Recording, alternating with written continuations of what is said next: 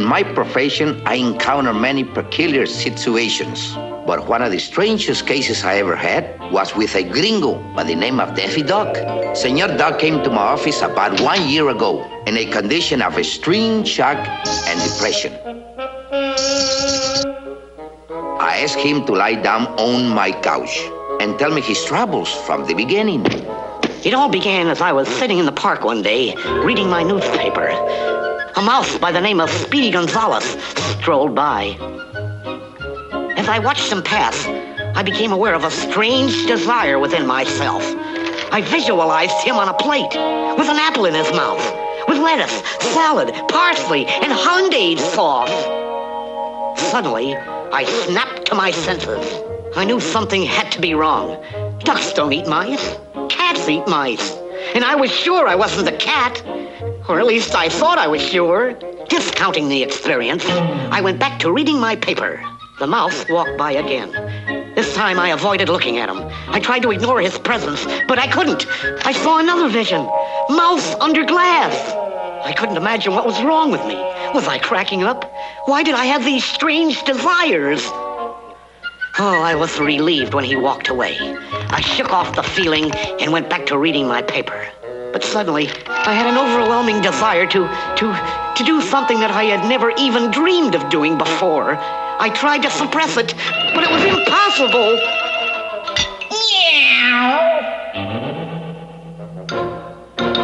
Things were getting progressively worse as time passed. I found myself sneaking up on the mouse. As you might suspect, I had problems explaining my actions at times. I was afraid to go out in public, lest my strange desires overcome me. I stayed inside my house all the time, all alone, except for one mouse. Speedy Gonzales had moved in. He asked me to join him for lunch. I considered taking him up on it. I caught myself at the last moment. I panicked and ran, screaming, out of the house. As the days passed, my feline impulses grew. I tried to act normally in public and retain my composure.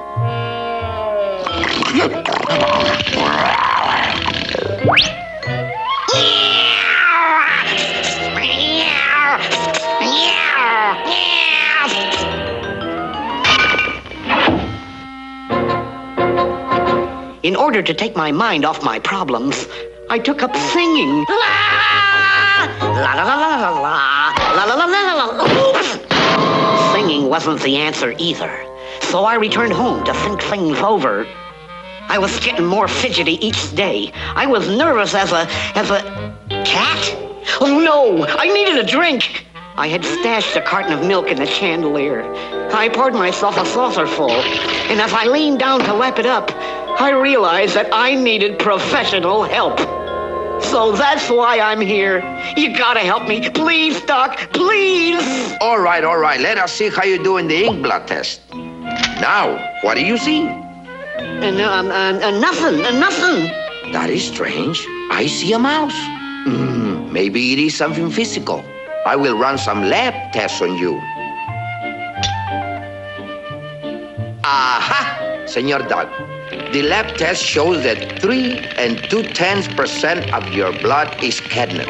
4% is considered a lethal level. It is no wonder you acting like a gato. You must look for the source of this catnip. Then I can help you. I returned to my little hacienda, wondering where I could have ever come in contact with catnip.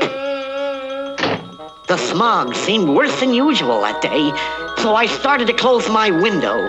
It was then that I saw it, right across the street, a catnip factory. There was only one thing to do: destroy the source of my irritation.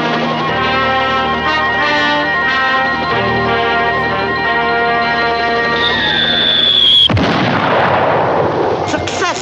Now there would never be another ounce of catnip in all of Mexico. Now I was safe. At least, that's what I thought.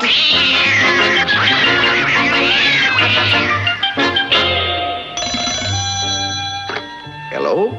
Oh, Señor Dog, ¿cómo está? All cure, eh? Bueno.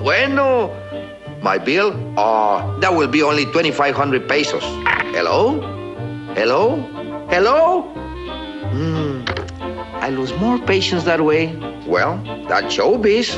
Next patient, please. Señor S. Gonzalez. And now, Señor Gonzalez, just what is your problem? Oh, I should have listened to mi padre. He wanted me to be a bandido.